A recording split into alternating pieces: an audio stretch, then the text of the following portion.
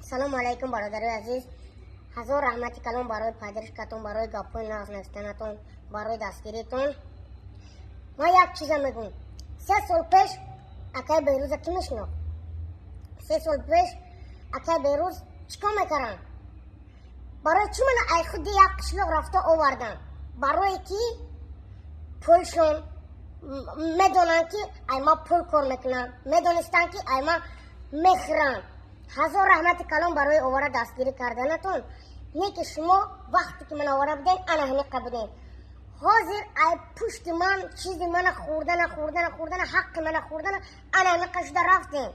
ما چی؟ ما موندم ماشیناتون علی شد، ای پشت من رستوران شده. دیگه کارو کنین. پدر و مادر ما در دور یک قشلاق زندگی کرده. ما هولیم کارم همه استادگیه. نه که شما کلان